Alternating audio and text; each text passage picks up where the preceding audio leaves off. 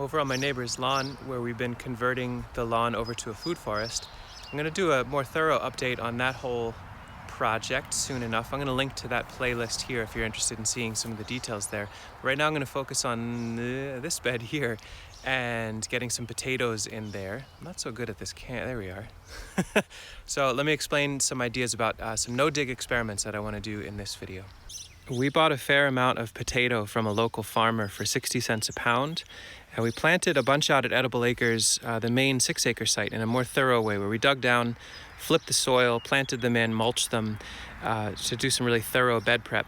But here what I'd like to do is go a little deeper in trialing no-dig methods for potatoes, specifically for breaking ground in the long run through mulch and growth in a lawn.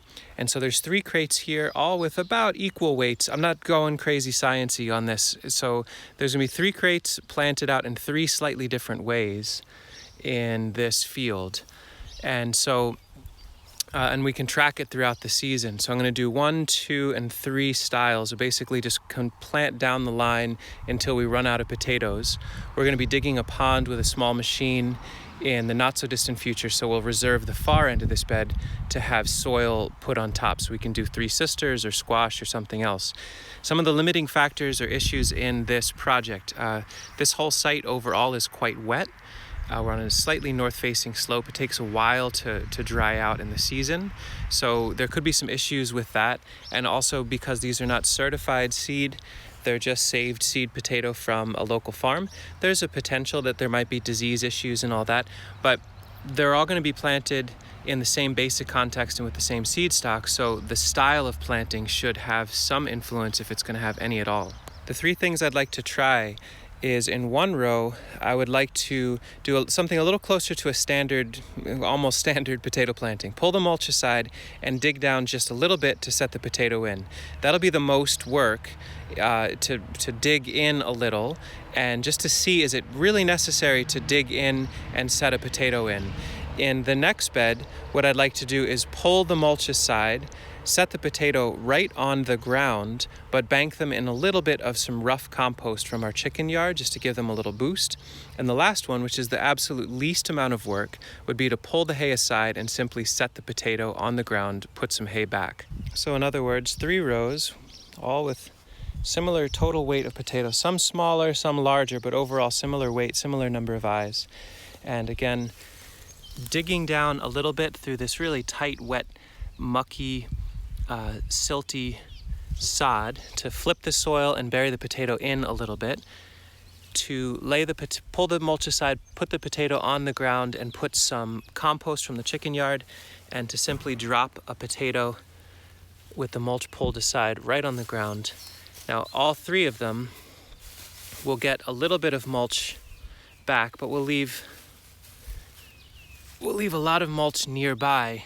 And so basically there'll be little depressions where each one is planted. As they start to sprout and grow, we'll do the same basic treatment for all of them, mulching them with hay. If we choose to add some compost, we'll do it to all 3. But it's basically what's the difference between these 3 ways of getting the ball rolling?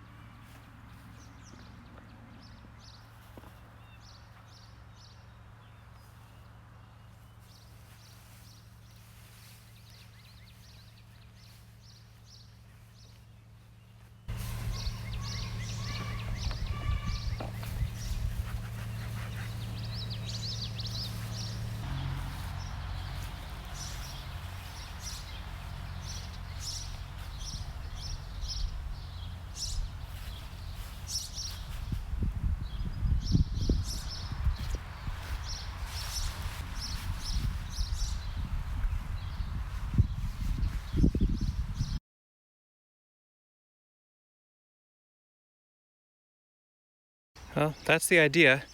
And now I need to quit documenting this and actually finish doing it. So I'm going to go right down the line until all the potatoes are used up. Digging a little, setting them into soil, putting some mulch on top, pulling the mulch aside, laying them on the ground with a little compost, simply pulling the mulch aside and dropping them on the ground. And they'll all try to get even amounts of mulch. I recognize there's a little more mulch in the middle, so I'll redistribute that so it's as even as possible. Consider this citizen science, nothing formal. We'll come back to this throughout the season. How do the greens grow? Are there disease issues that show up that we don't know about yet? How does the crop come out in the fall? We'll document all the steps. It's going to be helpful for me to see this later on too, so we know for next year what makes the most sense as far as the effort. Fingers crossed though, this whole thing gets loaded with potatoes. That would be a lot of food. Hope you are planting a lot of things and having a good time during this time. Take care. Bye.